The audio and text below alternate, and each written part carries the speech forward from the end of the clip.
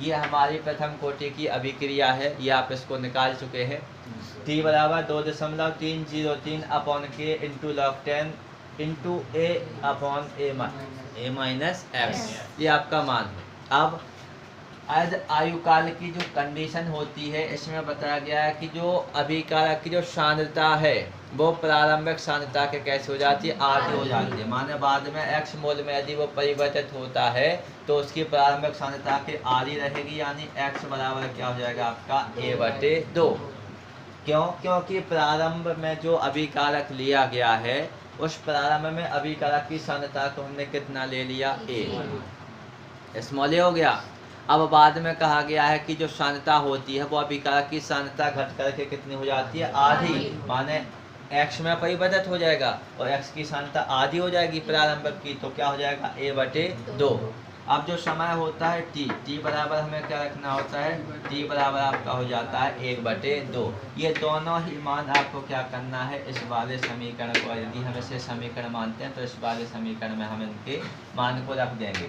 तो जब आप मान रखेंगे तो यहाँ पे आपका हो जाएगा t की जगह आप क्या लिख देंगे, t 1/2 हो जाएगा। t 1/2 बराबर 2.303 बटे क्या हो जाएगा k इंटू में इसके साथ क्या हो जाएगा यहाँ पर लॉग हो जाएगा, ये 10 आपका बेस के रूप में रहेगा यहाँ पर, और ये हो जाएगा आपका a/a माइनस x का मान कितना रख देंगे आप, x का मान हो जाएगा a माइनस a/2 माइनस के क्या हो गया a/2।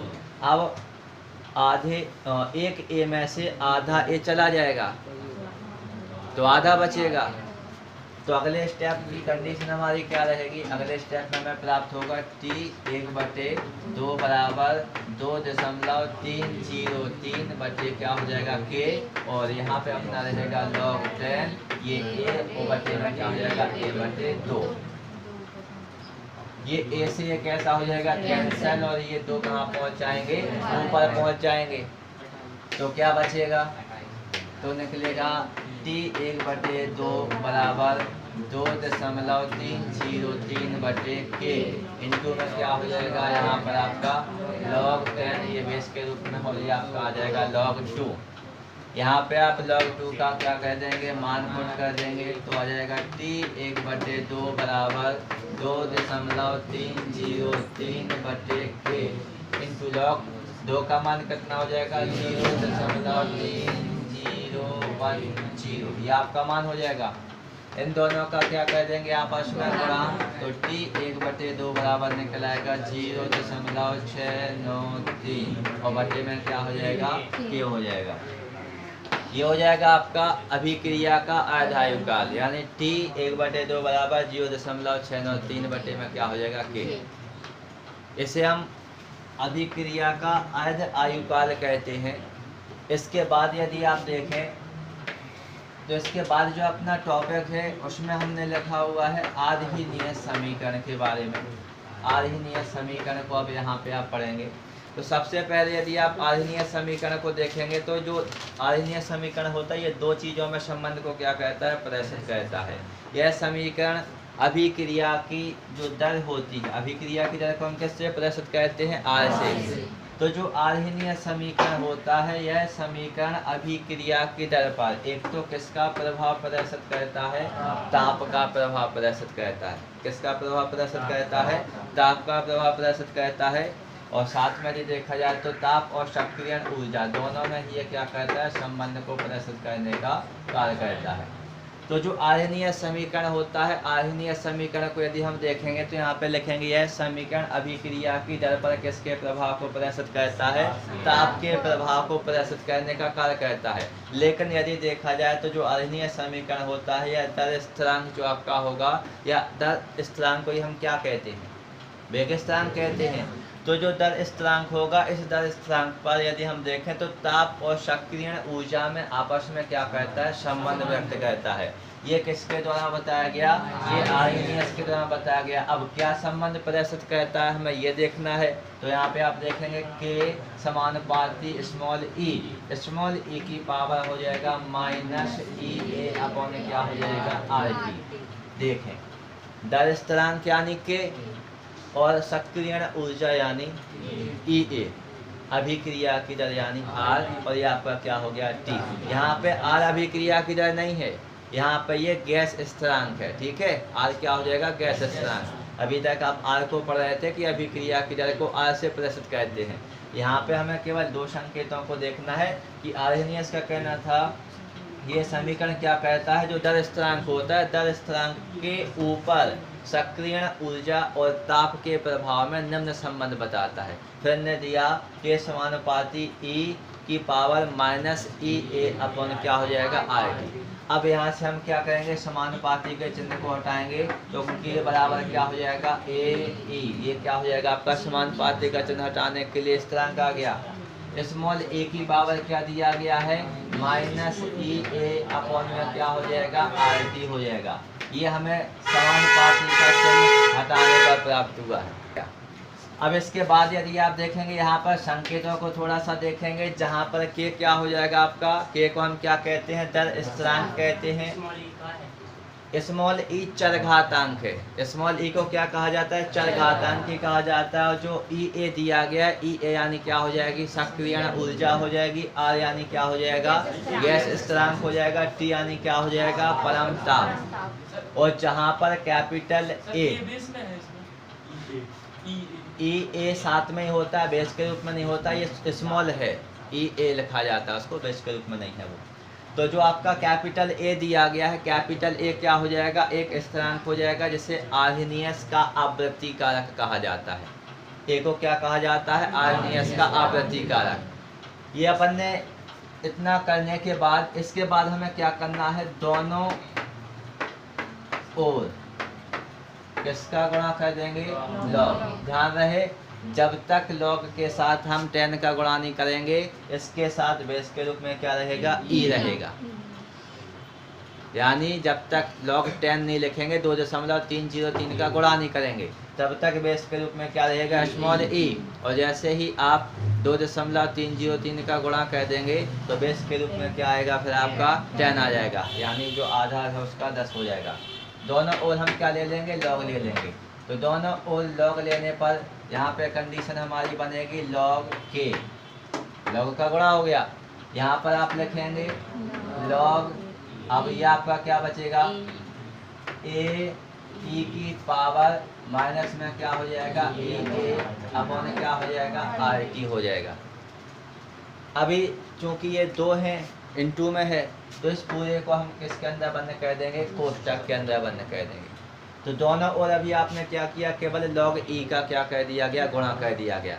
अब जब आप यहाँ पे देखेंगे तो यहाँ पे अपना फॉर्मूला बनेगा log M N, log M N वाला।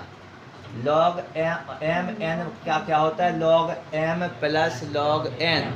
तो देखें ए को एम मान रहे हैं और ई को क्या मान रहे हैं, एन।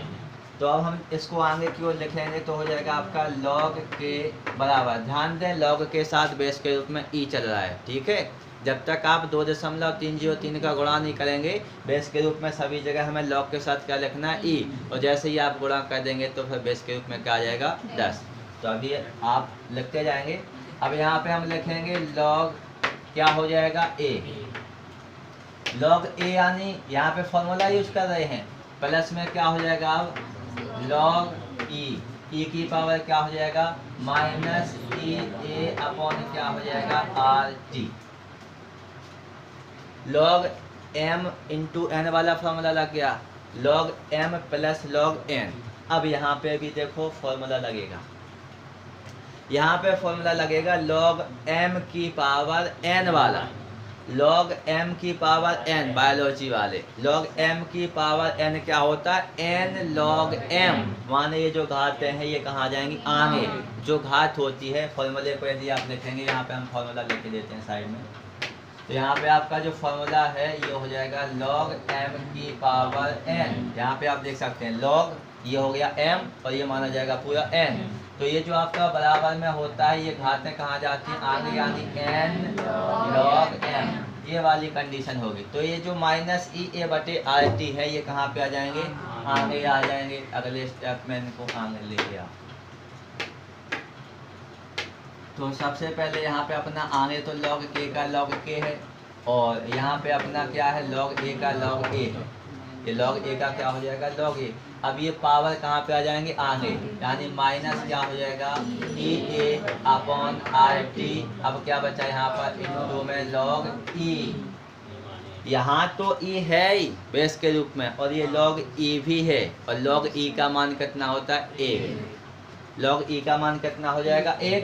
तो यहाँ पे 1 का गुणा करेंगे तो अगले स्टेप में इसको हम सीधा क्या कर देंगे छोड़ देंगे। 1 का गुणा करेंगे तो हमें क्या प्राप्त होगा log k बराबर log a माइनस ई ए बटे आर टी और 1 का गुणा करेंगे तो यही कंडीशन बन जाएगी अपनी। log e का मान कितना हो जाएगा 1।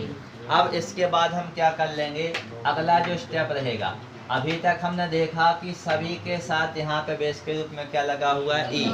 बेस के रूप में क्या है यहाँ पर e।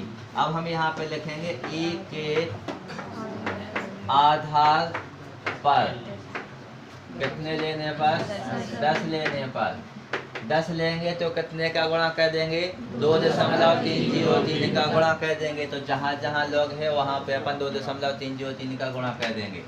अगला स्टेप अपना रहेगा 2.303 इंटू में क्या हो जाएगा log, अब बेस के रूप में कितने रहेंगे 10 और यहाँ पे आपका क्या हो जाएगा k बराबर, यहाँ पे उस साइड भी तो लिखा है log e, तो यहाँ पे भी कितने का गुणा हो जाएगा 2.303 और साथ में क्या आ जाएगा यहाँ पे अपना log 10 और ये हो जाएगा अपना a, ये हो जाएगा।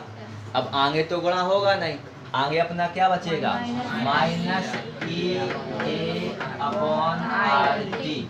ये पूरा स्टेप अपना बन के तैयार हो जाएगा। ई के आधार पे हमने कितना ले लिया 10, तो 2.303 इंटू log 10 के बराबर 2.303 इंटू log 10 ए माइनस ई ए अपॉन आर टी का माइनस ई ए अपॉन आर टी, ये हो गया। इसके बाद अब हम क्या करेंगे दोनों ओर, यहाँ पे अब आप क्या करेंगे दोनों ओर 2.303 का क्या कर देंगे भाग दे देंगे। तो यहाँ पे जब आप भाग देंगे तो 2.303 log बेस के रूप में 10 के अपॉन में क्या हो जाएगा 2.303 बराबर का चिन्ह। और यहाँ पे यदि आप लिखेंगे तो क्या होगा 2.303 और ये अपना क्या दिया गया log 10 a बटे में क्या हो जाएगा 2.303। आगे आ जाओ, किसका चिन्ह माइनस का चिन्ह, यहाँ पे क्या है ई ए बटे, यहाँ पे भी कितने का भाग जाएगा 2.303 क्योंकि माइनस का चिन्ह आ गया। तो यहाँ पे आप लिखेंगे 2.303 और ये क्या बचा था अपना आर टी, तो ये हो गया अपना आर टी का आर टी। इसके बाद यदि आप देखेंगे तो ये अपन ने मान रख दिए। अब यहाँ पे आपका 2.303 से आपका कैंसिल हो गया, यह भी आपका 2.303 से आपका कैंसिल हो गया। क्या बचा यहाँ पे बचा अपना log 10 के बराबर में यहाँ पे क्या बचा log 10 a और माइनस में क्या बचा ए अपॉन 2.303 आर टी, यह हमें प्राप्त हो गया। अब इसको हम क्या कर देंगे व्यवस्थित करके लिख देंगे। कभी कभी इसी को उत्तर मान लिया जाता है, कभी कभी इसको और अच्छे से व्यवस्थित करके लिखा जाता है। तो यहाँ पे आपका आ जाता है log 10 के बराबर ये आ जाएगा आपका माइनस ई ए अपॉन 2.303, ये कोष्टक में लिख दो, ये आपका साथ में आर हो जाएगा, इनटू में क्या हो जाएगा 1/t हो जाएगा और बाकी का क्या बचेगा प्लस के log 10 a बचेगा। ये क्या हो जाएगा अपना, ये हो गया आर्हेनियस का समीकरण। इसको पहले भी लिख सकते हैं, इसको यहाँ करके यदि अपन लिखते तो ऊपर वाली कंडीशन आ जाती। तो यहाँ पे अपन यहाँ करके यदि इसको लिखेंगे तो आ जाएगा log 10 के बराबर ये आपका रहेगा log 10a, और माइनस में क्या रहेगा आपका माइनस का ये EA/2.303 कोष्टक में इसको लिख देंगे, R हो जाएगा, और 1 क्या हो जाएगा T। माने हमें यही सीखना है, इस वाले स्टेप को आपको याद करने की आवश्यकता नहीं है, आगे आपका उपयोग होता है, लेकिन आपको यहीं तक निकालना है। log 10 के बराबर -EA/2.303 R into 1/T plus में क्या हो जाएगा log 10A हो जाएगा। इसके पश्चात यदि देखा जाए तो इसी के माध्यम से मानिए जो log 10 वाला ये जो अपन ने आर्हेनियस का व्यंजक देखा, इसी के माध्यम से एक विधि दी गई है जिसको हम क्या कहते हैं ताप गुणांक विधि कहते हैं। कौन सी विधि कहते हैं? ताप गुणांक विधि। माना अब हमसे पूछा जाता है ताप गुणांक विधि क्या है। ताप गुणांक विधि में हमें निकालना पड़ेगा, इसका सूत्र निकालना पड़ेगा। तो इसके लिए सबसे पहले हमें आवश्यकता किसकी पड़ेगी? आर्हेनियस समीकरण। अब देखना यहाँ पे आर्हेनियस समीकरण वो नहीं लगाएंगे स्टार्टिंग वाला, यहाँ पे जो व्यंजक में अपन निकाल चुके हैं उसको लगाया जाएगा। तो यहाँ पे आप इसका व्यंजक लगाएंगे log 10A बराबर में आप पहले यहाँ पे लेंगे log A को। अभी हम बता रहे थे कि log A पहले लिख देंगे। log A माइनस क्या हो जाएगा EA/2.303R इंटू में क्या हो जाएगा T। ये क्या है? आर्हेनियस समीकरण है, व्यवस्थित करके इसको लिख दिया गया। इसके बाद यदि आप देखें इसको हम मान लेते हैं समीकरण नंबर 1। ये क्या हो जाएगा आपका समीकरण नंबर 1। अब इसके बाद यदि अपन देखें, यदि अभिक्रिया के लिए दो विभिन्न ताप लिए जाएं, एक को T1 मान लिया जाए और एक को क्या मान लिया जाए T2 मान लिया जाए। यदि अभिक्रिया के लिए दो विभिन्न ताप T1 और T2 पर दर स्थिरांक क्रमशः क्या हो K1 और K2 हो। दो विभिन्न तापों T1 और T2 पर दर स्थिरांक कितने हो आपके K1 और K2 हो। तो ये समीकरण 1 में क्या कर देंगे मान रख देंगे। पहले रखेंगे 1 वाला और फिर क्या रखेंगे 2 वाला। तो पहले 1 वाला रखेंगे तो देखो यहाँ पे K1 हो जाएगा और यहाँ पे क्या हो जाएगा T1। तो ये समीकरण मान लेंगे हम 2 हो जाएगा, ऐसे ही होगा। इसके बाद अब रख देंगे दूसरी बार इसका मान 2 रख देंगे। तो क्या प्राप्त होगा हमें log 10 K1 की जगह क्या हो जाएगा K2 बराबर में क्या हो जाएगा यहाँ पर log, यहाँ पे log 10 है, ठीक है, log 10 और ये आपका हो जाएगा A माइनस क्या हो जाएगा EA/2.303 R हो जाएगा इंटू में 1/T2 हो जाएगा। ये हो जाएगा आपका समीकरण नंबर 3। अब हम क्या करेंगे समीकरण 3 में से समीकरण 2 को क्या कर देंगे घटा देंगे। तो लेफ्ट का लेफ्ट में घटा देंगे और राइट का राइट में घटा देंगे। तो यहाँ पे log 10 आपस में कैंसिल हो जाएंगे, तो इनको लिखेंगे नहीं, ये आपका कैंसिल हो जाएगा। आगे एक स्टेप डायरेक्ट चलेंगे। तो यहाँ पे आप घटाएंगे समीकरण 3 में से समीकरण 2 को। तो log 10 K2 माइनस ये 2 लिखा है, log 10 K2 माइनस में क्या हो जाएगा log 10 K1 हो जाएगा बराबर। यहाँ पर देखो log m minus log n वाला फॉर्मूला यूज किया जाएगा। log m minus log n वाला यहाँ पे फॉर्मूला लगेगा। और बाकी का यदि आप यहाँ पर देखेंगे तो समीकरण 3 में आप यहाँ पे log A10 को छोड़ देंगे, कट जाएगा वो, यहाँ से रखते हैं माइनस EA/2.303R इंटू 1/T2। घटाना है, घटाएंगे तो किसका चिन्ह लगा देंगे माइनस का। अब रखना है हमें किसका मान, अब रखना है समीकरण 2 से मान, तो वो भी माइनस में है, तो इसको अपन कोष्टक में लिख देंगे। माइनस क्या हो जाएगा EA/2.303R इंटू 1/T1 हो जाएगा। अगले स्टेप में ये माइनस माइनस क्या हो जाएगा प्लस हो जाएगा। तो पहले अपन ने स्टेप क्या बनाया है ये स्टेप देख लेते हैं। ये आपकी कंडीशन रहेगी, यहाँ पर log m minus log n का फॉर्मूला लगेगा। क्या होता है log m/n। तो यहाँ पर log m/n को लिख देते हैं, यानी क्या बचेगा log 10 K2 बटे क्या हो जाएगा K1 हो जाएगा। ये फॉर्मूला हो जाएगा। इसके बाद बराबर ये आपका हो गया माइनस EA अपॉन 2.303 इंटू में क्या है 1/T2। ये माइनस माइनस क्या हो जाएगा यहाँ प्लस, और ये क्या हो जाएगा यहाँ पर आपका मान EA मान रख देंगे। तो यहाँ पे आप मान लिखेंगे EA/2.303R इंटू 1/T1। ये स्थिति हो जाएगी। मान रख दिए गए हैं। केवल यहाँ पे आपने क्या किया log m minus log n का फॉर्मूला यूज किया, तो ये आपका हो गया log m/n, और यहाँ पे ये माइनस माइनस का क्या हो गया प्लस हो गया। केवल इतना किया गया। अब इन दोनों में से हम EA/2.303R को क्या कर लेंगे कॉमन ले लेंगे। इसको हम सेम लिख देंगे log 10 और ये K2/K1 बराबर। इन दोनों स्टेपों में से हमने EA/2.303R को कॉमन ले लिया है। बचा क्या है ये माइनस का चिन्ह, माइनस का चिन्ह क्या बचा 1/T2, क्या बचा 1/T2, और ये प्लस का चिन्ह क्या बचा 1/T1 बचा। अगले स्टेप में आप क्या करेंगे प्लस वाले को पहले लिख देंगे और माइनस वाले को बाद में लिख देंगे। तो यहाँ पे अपना आ जाएगा ये आपका log 10 K2 क्या हो जाएगा K1 बराबर ये रहेगा हमारा EA/2.303R इंटू कोष्टक में आपका प्लस वाली संख्या पहले और माइनस वाली बाद में। तो 1/T1 माइनस 1/T2 ये हो गई ताप गुणांक विधि।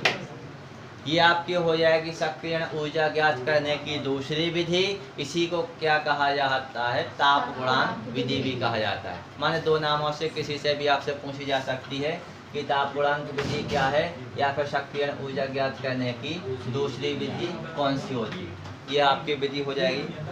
इसके पश्चात यदि आप देखें तो कुछ सवाल दिए गए हैं। अभिकारक A दिया गया है यहाँ पर। यदि हम सवाल को देखेंगे तो A एक क्या हो जाएगा हमारा अभिकारक हो जाएगा।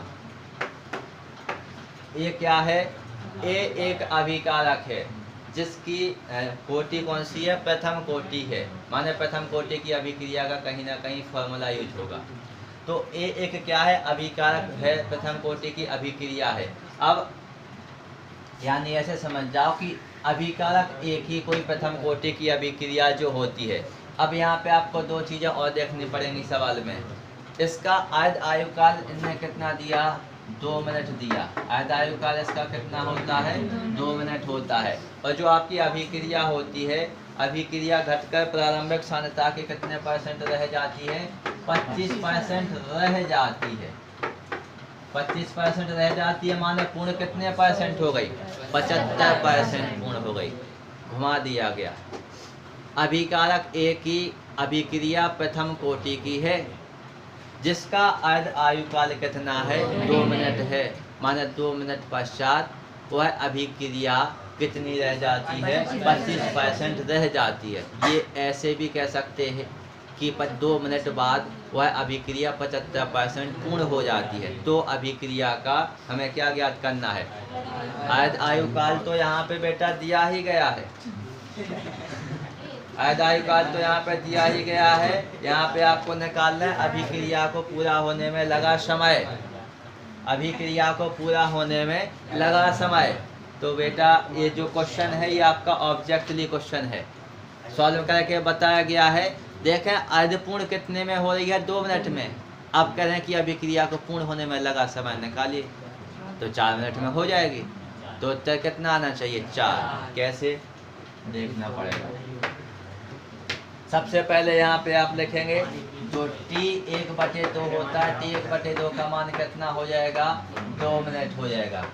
अर्ध आयुकाल का मान कितना दिया गया है 2 मिनट दिया गया। इसके बाद यदि आप देखेंगे तो सबसे पहले अर्ध आयुकाल का फॉर्मूला भी हम निकाल चुके हैं।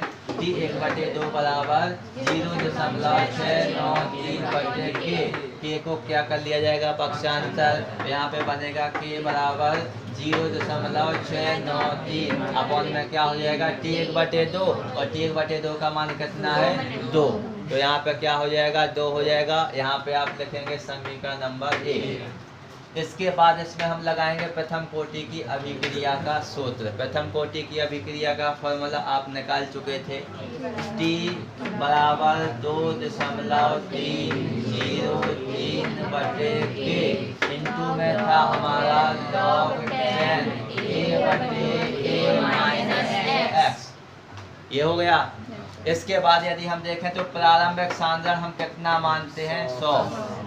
प्रारंभिक सांद्रण कितना माना जाता है 100। अभिक्रिया कह रही है कि 25% रह जाती है, माना A-x का मान कितना आएगा 25 आएगा। A-x का मान कितना हो जाएगा 25। ये दोनों मान A का और A-x का मान इसमें आप पुट कर देंगे। मान को जब आप यहाँ पे रखेंगे तो ये आपका क्या हो जाएगा T बराबर 2.303/K। K का भी मान तो दिया गया है, K का मान अभी बाद में रखते हैं। K इंटू क्या दिया गया है log 10। A का मान कितना रखेंगे 100 और बटे में कितना हो जाएगा 25। 25 चौकों कितने हो जाएंगे 100। तो यहाँ पे कितने हो जाएंगे आपके 4। यानी T बराबर कितना प्राप्त हुआ हमें 2.303/K इंटू में क्या प्राप्त हो जाएगा यहाँ पे आपको log 10 और ये 4। अब log 10 का यदि यहाँ पे log 10 4, यदि log 4 का यदि आपको मान आता है तो अच्छी बात है, और यदि नहीं आता है तो घबराने की कोई बात नहीं है। T बराबर 2.303/K इसको हम बना के लिखेंगे 2 की पावर 2 माने वही फॉर्मूला लग गया log m की पावर n। ये कहाँ पे आ जाएंगे आगे आ जाएंगे, आगे आ जाएंगे मतलब आगे लेके आओ।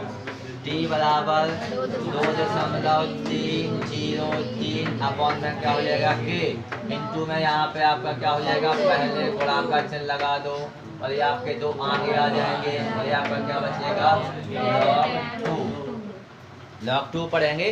अब log 2 का यहाँ पे क्या कर देंगे मान रख देंगे।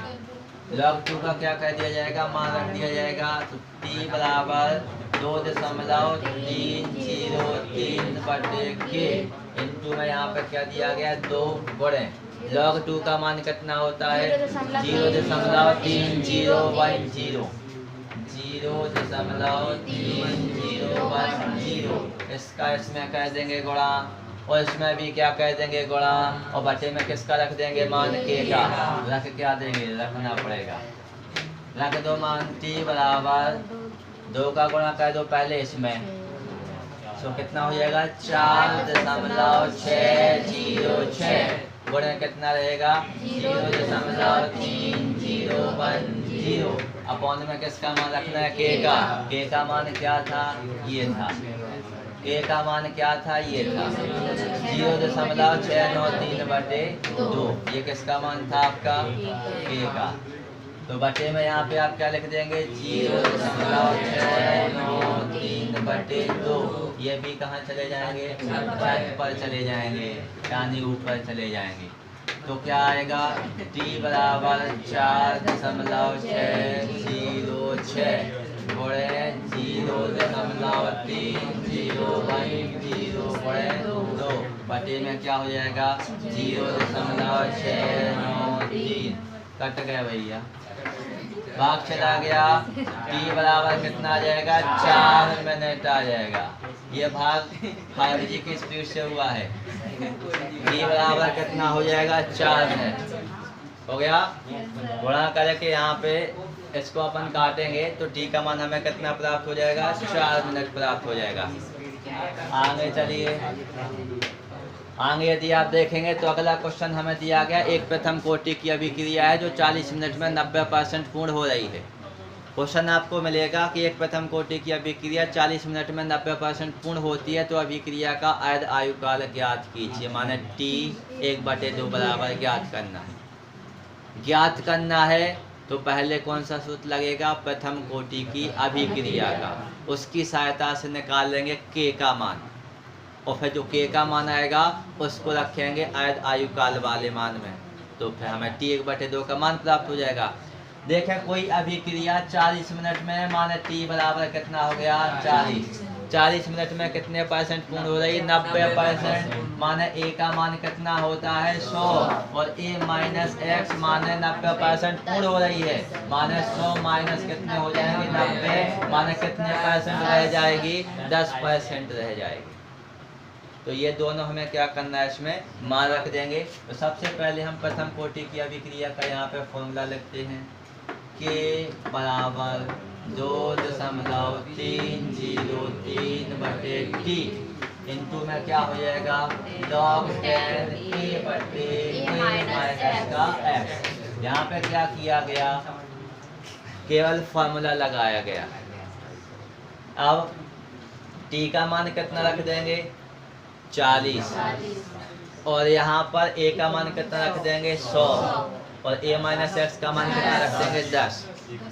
तो a बराबर 2.303/40 यहाँ पे हो जाएगा आपका log 10। ये 10 बेस के रूप में है, ध्यान देना ये बेस के रूप में चल रही है। अभी a का मान कितना हो गया 100 a माइनस x का मान 10 नाम की 100।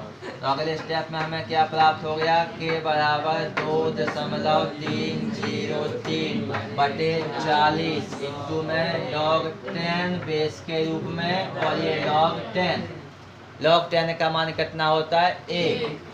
log 10 का मान कितना होता है 1 होता है तो रख देंगे के बराबर 2.303/40 1 का गुणा करेंगे तो यही प्राप्त होगा। समीकरण डाल लेंगे इसको 1। अब हमें ज्ञात क्या करना है ज्ञात करेंगे आप अभिक्रिया का आधायुकाल यानी आधायुकाल का फॉर्मूला लगाएंगे। तो t1/2 बराबर 0.693/k। समीकरण 1 से k का मान यहाँ पे क्या कर दिया जाएगा रख दिया जाएगा। तो t1/2 बराबर 0.693/k का मान 2.303/40 40 कहाँ चलेगा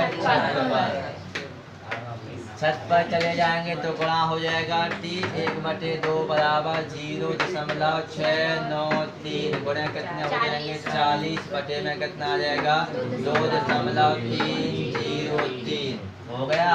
अब 5G की स्पीड से होगा भाग t1/2 बराबर इनका क्या कह दिया जाएगा भाग दे दिया जाएगा और यहाँ पे हमें कितना प्राप्त होगा 12.03 या 3 मिनट के अप्रोक्स।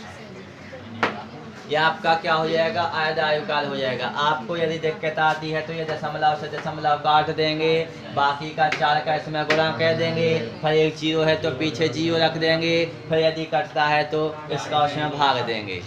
भाग दे दिया 12.03 मिनट आ जाएगा। अब यदि यहाँ पे पूछा जाए आपसे कि प्रथम कोटि की अभिक्रिया के लिए देखें कोई अभिक्रिया दी गई है, ये आपकी कैसी है प्रथम कोटि की अभिक्रिया है। प्रथम कोटि की अभिक्रिया को 3/4 माने 3/4 प्रथम कोटि की अभिक्रिया को 3/4 पूर्ण होने में तथा अर्ध पूर्ण होने में माने 1/2 एक कोई प्रथम कोटि की अभिक्रिया है जिसे 3/4 पूर्ण होने में और अर्ध पूर्ण होने में लगे समय का अनुपात ज्ञात करना है कि वो कितने 3/4 में पूर्ण हो रही है और कितने में 1/2 माने इन दोनों का हमें क्या करना है समय का अनुपात ज्ञात करना है। तो सबसे पहले अपन लगाएंगे प्रथम कोटि की अभिक्रिया का। अब अर्ध आयुकाल की बात चल रही है तो अर्ध आयुकाल का फॉर्मूला लगेगा t1/2 बराबर क्या होता है 0.693/k। ये हो गया समीकरण नंबर 1। ये कंडीशन कब बनी जब अभिक्रिया कैसी हुई अर्धपूर्ण 1/2 अभिक्रिया के अर्धपूर्ण होने में लगा समय क्या हो जाएगा ये तो अपन निकाल चुके ना अर्धायुकाल। तो t1/2 बराबर 0.693/k। ये हो गया अपना क्वेश्चन नंबर फर्स्ट। अब अभिक्रिया को हमें क्या करना है 3/4 पूर्ण करना। कितनी पूरी करनी है 3/4 पूरी करनी है। तो थोड़ा पहले साइड में मान देखते हैं यहाँ पर ए बराबर कितना होता है 100। ए बराबर कितना होता है 100 पूर्ण करने में, यानी a माइनस एक्स की बात चल रही है। किसकी बात चल रही है? a माइनस एक्स की। तो 3/4 का मान निकालना पड़ेगा, तब हम a माइनस एक्स का मान रख पाएंगे। एक तो स्पष्ट यही है, 3/4 माने 25 बचेंगे। कितने बचेंगे? 75% पूर्ण हो जाएगी और 25% शेष बचेगी। एक तो स्पष्ट यही हो रहा है। तो यहाँ पे हम क्या लिख सकते हैं? 25 लिख सकते हैं। अब ये 25 आया कैसे है? यदि हम इसको देखें तो भाषा में यदि हम देखें, हमें पूर्ण 3/4 पूर्ण करनी है। 3/4 पूर्ण करेंगे तो 3/4 मल्टीप्लाई 100 कितने का? 4 बार। तो यहाँ पे आप काटेंगे कितनी बार? 25 बार। कितनी बार कटेगा? 25 बार कट जाएगा। तो यहाँ पर कितना हो जाएगा? 25 का गुणा कितने में हो जाएगा? 3 में। माने कितने परसेंट पूर्ण हो गई? 75% पूर्ण हो गई। 75% कैसी हो गई? पूर्ण हो गई। जब 75% पूर्ण हो जाएगी तो रह कितनी जाएगी? 25%। एक तो ऐसा ही है, लॉजिकली क्वेश्चन है, निकालने की आवश्यकता ही नहीं थी। 3/4 पूर्ण करनी थी, यदि पूर्ण हो रही थी तो 1/4 ही तो बचेगी। अब 1/4 बचेगी तो 25 ही तो आएंगे। तो यहाँ पे अपन अब क्या कर देंगे? मान रख देंगे। माने अब हम दूसरा समीकरण बनाएंगे इसका, तो हो जाएगा हमारा t 3/4 माने 3/4 पूर्ण होने में लगे समय का हमें क्या ज्ञात करना है? यहाँ पर अर्ध आयु काल ज्ञात करना है। तो 2.303/k प्रथम कोटि की अभिक्रिया का समीकरण लगा है। तो 3/4 हो रही ना, प्रथम कोटि की अभिक्रिया है। तो t 3/4 बराबर 2.303/k। इंटू में क्या होता है? इंटू में होता है लॉग बेस के रूप में 10 और a का मान कितना दिया गया? 100 बटे में कितना आ जाएगा? 4। सीधा 4 आ गया। 25 लिखना है यहाँ। माने 5G की स्पीड से चल रहे हैं। बटे में कितना लिख देंगे? 25। ये 25 से 100 कट जाएंगे 4। ये 4 आ गए थे। ठीक है, स्पीड हो 5G की। अब क्या आएगा आपका? t 3/4 बराबर 2.303/k और यहाँ पे अपना क्या हो जाएगा? log 10 बेस के रूप में। और ये 4 को क्या लिखेंगे? 2 की पावर 2। तो यहाँ पे 2 की पावर क्या लिख दिया जाएगा? 2। वही फॉर्मूला लग गया, log m की पावर m। ये कहाँ पे आ जाएंगे? आगे आ जाएंगे। आ जाओ, आ जाओ, बता लो, आ जाओ। क्या बस 2.303/k आ गए भैया। ये आ गए। बाकी का क्या बचा? log 10 2। अब log 2 का क्या कर दिया जाएगा? यहाँ पर मान रख दिया जाएगा। ये आपका स्टेप हो गया। log 2 का यहाँ पे आप क्या कर देंगे? मान। बाहर चले जाओ, मौत हो जाओ। t 3/4 बराबर 2.303।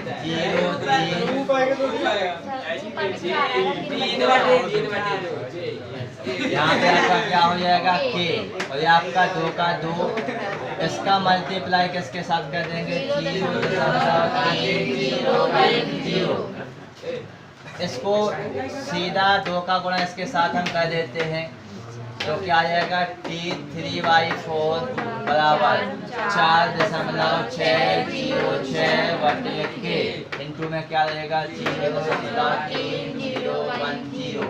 ये मान लो समीकरण नंबर 2। समीकरण 1 में क्या निकला था?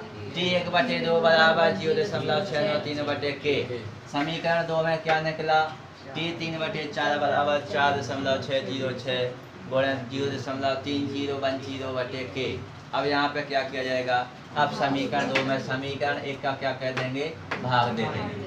भाग दे देंगे। t 3/4 बटे में t 1/2। पहले समीकरण 2 का मान 4.606 0.3010/k भाग दे रहे ना। आ जाओ तो फिर क्या हो जाएगा 0.693 के से के क्या हो जाएगा कैंसिल, ये भी क्या हो जाएगा कैंसिल, 5G के स्पीड से। तो यहाँ पे आएगा आपका 3/4 अपॉन टी 1/2 बराबर आ जाएगा 2/1। ये आ जाएगा दोनों में अनुपात, दोनों के अनुपात का मान। यहाँ पे आपको देखना है आप शून्य कोटि की अभिक्रिया और शून्य कोटि की अभिक्रिया के लिए व्यंजक। सबसे पहले यदि हम डेफिनेशन देखते हैं कि शून्य कोटि की अभिक्रिया है क्या। शून्य कोटि की अभिक्रिया माने वह अभिक्रिया जो अभिकारक के सांद्रण के ऊपर निर्भर नहीं करती। अभिकारक के सांद्रण के ऊपर निर्भर नहीं करती है तो उसको हम क्या कहते हैं, शून्य कोटि की अभिक्रिया कहते हैं। क्या कहा जाता है, शून्य कोटि की अभिक्रिया कहा जाता है। ये तो हो जाती है आपकी डेफिनेशन। अब यदि हम इसको समझें थोड़ा सा, तो जैसे यहाँ पे आपने देखा A इक्वल टू क्या हो गया, उत्पाद हो गया। तो यहाँ पे आप क्या लिखते हैं, दर बराबर क्या होता है K, तो कोष्टक में क्या हो जाएगा आपका सक्रिय द्रव्यमान आ जाएगा, ये A की पावर क्या हो जाएगा 0। तो यहाँ पे आप देखेंगे अभिक्रिया की जो कोटि होगी उसका मान क्या हो जाएगा, शून्य हो जाएगा। अभिक्रिया की कोटि का मान क्या हो जाएगा, शून्य। तो यहाँ पे n बराबर क्या निकलेगा, 0 निकलेगा। माने कोटि की कौन सी अभिक्रिया हुई आपकी, शून्य कोटि की अभिक्रिया हुई। इसके बाद यहाँ पे हमें क्या देखना है, व्यंजक देखना है। व्यंजक को जब आप देखेंगे तो इसमें वही प्रथम कोटि वाली परिभाषा लिखनी है। इसमें आप देखेंगे सबसे पहले माना कोई अभिकारक है जिसकी प्रारंभिक सांद्रता कितनी है, A है। अभिकारक दिया गया है जिसकी सांद्रता कितनी दी गई है, A दी गई है, और इसका अभिकारक A की प्रारंभिक सांद्रता A मान लेते हैं, A मोल प्रति लीटर मान लेते हैं, A मोल प्रति लीटर। ये तो अभिकारक हो जाएगा A। इसकी सांद्रता कितनी हो जाएगी, स्मॉल a मोल प्रति लीटर हो जाती है। ये सांद्रता हुई A की। अब T समय पश्चात जो A है, ये आपका जो A होता है ये किस में परिवर्तित हो जाता है, X मोल उत्पाद में परिवर्तित हो जाता है। किस में परिवर्तित हो जाता है, X मोल उत्पाद में परिवर्तित हो जाता है। तो जो A की जो सांद्रता पहले कितनी थी, A थी, अब ये किस में परिवर्तित हो गया, X में। तो इसकी जो अंतिम सांद्रता रहेगी ये क्या बचेगी, A माइनस X मोल प्रति लीटर रह जाती है। ये हो गया। अब हम इस पर लगाएंगे अभिक्रिया का द्रव्यानुपाती क्रिया का नियम। तो द्रव्यानुपाती क्रिया का नियम क्या कहता है, द्रव्यानुपाती क्रिया का नियम कहता है अभिक्रिया की दर यानी dx/dt समानुपाती।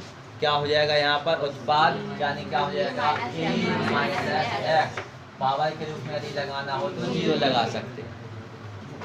अब समानुपाती का चिन्ह हटाएंगे तो यहाँ पे क्या हो जाएगा, dx/dt बराबर में यहाँ पे क्या हो जाएगा, k हो जाएगा। क्या हो जाएगा, k हो जाएगा। अब यदि आप यहाँ पे देखें तो ये t समय पश्चात, अब ये तो सांद्रण है ही नहीं, तो केवल क्या रहेगा, k रहेगा।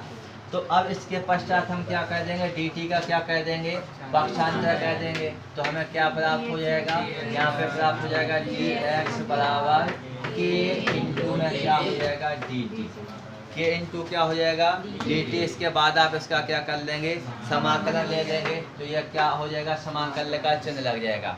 अब समाकल जो आपका dx होता है, dx का समाकलन कितना हो जाएगा आपका, x हो जाएगा। dx का समाकलन कितना हो जाएगा, x हो जाएगा। और इसका समाकलन क्या होता है आपका, kt प्लस का क्या हो जाएगा c। ये तो प्रथम कोटि जैसा है ना, इसका क्या हो गया समाकलन, kt प्लस क्या हो गया c। अब इसमें आपने देखा जहाँ पर c क्या है, c एक समाकलन स्थिरांक, c क्या हो जाएगा, c एक समाकलन स्थिरांक हो जाएगा। अब यदि हम देखें तो क्रिया के प्रारंभ में जो कंडीशन रहेगी, समय तो भैया था नहीं, यानी t बराबर क्या रहेगा 0।